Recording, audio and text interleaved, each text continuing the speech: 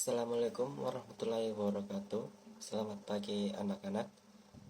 Sebelum kita belajar, mari kita berdoa terlebih dahulu. Ketua kelas dipersiapkan. Ya, baik. Alhamdulillah, semoga kita selalu diberikan kesehatan oleh Allah Subhanahu wa taala. Baik, sekretaris, siapa yang tidak hadir? Ya, hadir semua ya, Nak. Baik, Nak, sebelum kita memulai pembelajaran hari ini, berdiri semua. Kita akan ice breaking. Ice breaking hari ini ialah angin menghembus. Ya, sudah selesai ice breaking. Bagaimana anak-anak? Kembali segar dan tambah semangat ya. Ya, kita harus semangat dari awal sampai akhir pembelajaran kita. Ya, sebelum lanjut ke materi, Bapak akan bertanya kepada kalian pada materi sebelumnya. Baik, sebutkan 2 alat pertanian yang sering digunakan. Ya, baik, betul. Ya, selanjutnya dari topik, apa peralatan tangan yang sering digunakan oleh pertanian? Ya, betul sekali topik. Alat peralatan yang sering digunakan oleh pertanian yaitu cangkul, yang seperti topik yang bilang tadi, skop, dan lain-lainnya. Ya, berarti kalian sudah ngerti dengan materi sebelumnya. Baik, kita masuk ke materi hari ini. Materi hari ini yaitu prinsip dan prosedur kerja alat tangan pertanian dengan hand sprayer.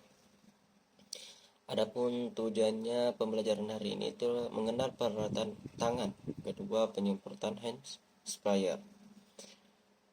Masuk ke materi, prinsip penggunaan peralatan tangan. Satu itu menggunakan gembor. Alat gembor ini untuk menyiram tanaman seperti itu awal-awal penanaman, dan cara penggunaannya itu dengan memegang ganggang penyemprotan lalu dituangkan ke tanamannya. Terus gembor ini jangan sampai jatuh karena dia terbuat dari bahan plastik ya. Lanjut, penggunaan cangkul. Penggunaan cangkul ini harus dihindari benturan dengan benda yang keras karena dapat mengakibatkan mata cangkul itu hancur atau rusak. Kedua, usahakan posisi cangkul itu miring sekitar 75 derajat agar makanannya dengan tanah sesuai.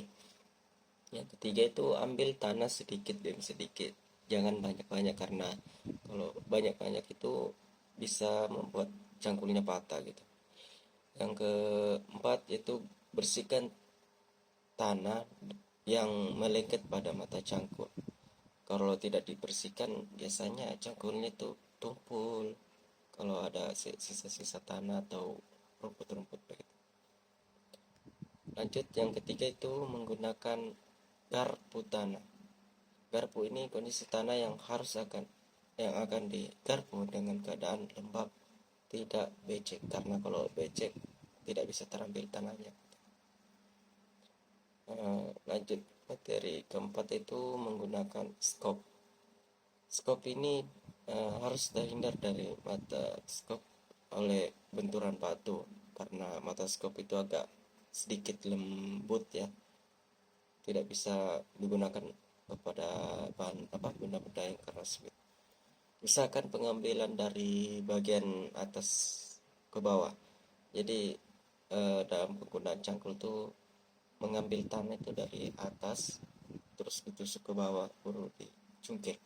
Kalau dari bawah tekanan yang diberikan tidak cukup gitu. Lanjut, materi yang kedua itu penyemprotan hand sprayer. Adapun cara pengisiannya atau penyemprotannya itu isi sprayer dengan bahan semprot pom sampai milimeter menunjukkan maksimum di pompa. Ketiga itu tempatkan sprayer pada dudukan yang tinggi sama dengan tinggi punggung operator atau bahu kita. agar mudah untuk dipikul. Yang terakhir, atur posisi sabuk sehingga terasa nyaman di panggung. Atur posisi sabuknya agar bahu kita ini nyaman saat menggunakan foam expired. Adapun cara penyemprotannya itu dengan pengambilan foam lalu disemprot ke yang mau disemprot. Penyemprotan itu dengan laras tidak digerakkan pada saat menyemprot herbisida. Jadi laras itu tidak boleh digerakkan saat menyemprot herbisida karena herbisida itu bahan bahaya ya kalau bahan herbisida itu. Lanjut, laras boleh digunakan pada saat menyemprot insektisida dan fungisida karena itu untuk menyerang hama-hama pada tanaman.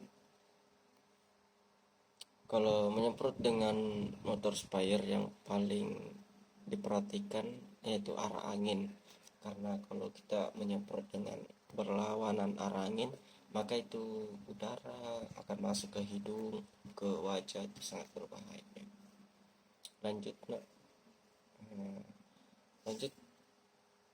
kalau penyemprotan dengan apa saja ya, pestisida itu tidak boleh menyemprot dengan berlawanan arah.